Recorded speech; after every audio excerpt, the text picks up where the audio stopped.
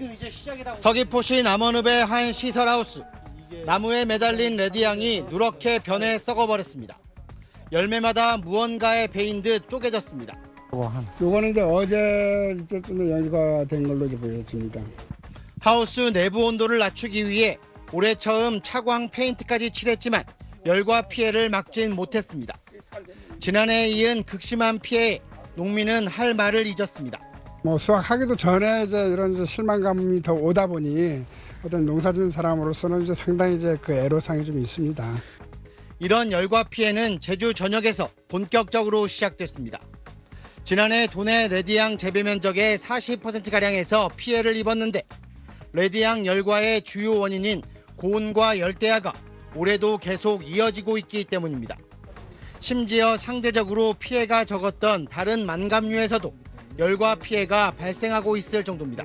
이상 기온으로 인해서 한 3, 4년 전부터 이 내대향만 열과되는 게 아니라 무슨 한라봉, 황금향, 천혜향 상당히 열과율이 상당히 높아졌어요.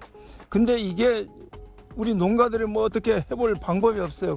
열과 피해가 심해지자 최근 상당수 레디향 농가가 천혜향으로 장목을 전환하고 있는 상황. 일부 품목의 생산이 집중되면 가격 하락 등 연쇄적으로 파장이 이어질 수밖에 없습니다. 급변하는 기후변화에 도내 농업 현장 곳곳이 타격을 받으면서 농민들의 걱정이 커지고 있습니다.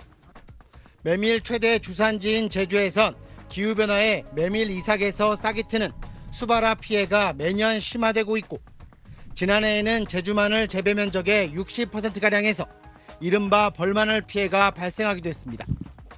최근 3년간 제주에서 농업 관련 재난지원금으로 360억 원이 투입됐을 정도입니다.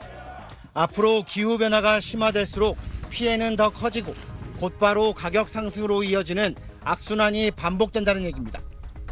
쪼개진 레디향은 단순한 피해가 아닌 기후변화의 매서운 칼날이 어디까지 향할 수 있는지 보여주는 경고의 단면입니다. JIBS 김동훈입니다. 예, 최근 서울 노원구의 한 주말 농장에서 포착된 모습인데요. 바나나가 열린 겁니다. 바나나는 고온다습한 동남아시아가 원산지로 국내에서는 주로 비닐하우스에서 재배가 되지만 계속된 폭염 속에 서울 도심 야외에서도 열매가 맺혔습니다. 서울에서 바나나가 열렸다는 사실이 반갑지만은 않습니다. 기후변화로 한반도 중부지방의 여름이 점차 동남아처럼 변하고 있다는 신호이기 때문인데요. 지난해 우리나라 연평균 기온은 14.5도로 관측사상 가장 더운 해로 기록이 됐습니다. 위판장 팔레트 위에 커다란 검은색 물체가 놓여 있습니다. 마라도 해상에서 자망 조업 중 그물에 혼액된 대형 가오리입니다. 자망 작업 중에 혼액된 걸로 알고 있고요. 아예 종을 보면서 지금 아예 처음 보는 어종 맛이. 하지만 이 종은 일반 가오리가 아니었습니다. 거대한 날개부터 머리 부분의 커다란 입까지 대왕 쥐가오리, 일명 만타가오리입니다. 이번에 어획된 만타가오리는 폭만 2m에 이르고 꼬리를 제외한 몸 길이도 1m가 넘는 것으로 확인됐습니다. 만타가오리는 현존하는 가오리 가운데 가장 거대한 종으로 바다의 양탄자로 불립니다. 2년 전 서귀포 문섬 앞바다에서 유영하는 모습이 촬영된 적이 있지만 혼액돼 발견된 것은 상당히 이례적입니다.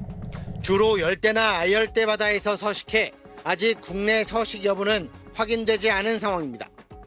하지만 최근 마라도 해상 수온이 30도에 육박하는 등 급격한 수온 상승에 먹이를 따라 이동했을 가능성도 제기됩니다. 이처럼 최근 제주 해상에서 범고래 무리 등 그동안 발견되지 않았던 개체들이 잇따라 확인되고 있는 상황. 제주 바다는 이미 아열대를 넘어 열대 바다로 전환됐다는 분석도 나오고 있습니다. 아열대성 해양 생물들이 굉장히 흔하게 출현하고 있습니다. 그래서 속도가 너무 빠르다 보니까 이거를 연구할 수 있는 인력이라든지 뭐 장비라든지 이런 부분들이 워낙 부족한 상태에서 이런 해양 생물상의 변화를 쫓아가기가 굉장히 힘든 것 같아요. 제주대학교가 이 만타가오리의 유전자 등 정밀 분석을 진행할 예정인 가운데 급변하는 제주바다 생태 전반에 대한 조사 체계도 시급합니다. JIBS 김동훈입니다.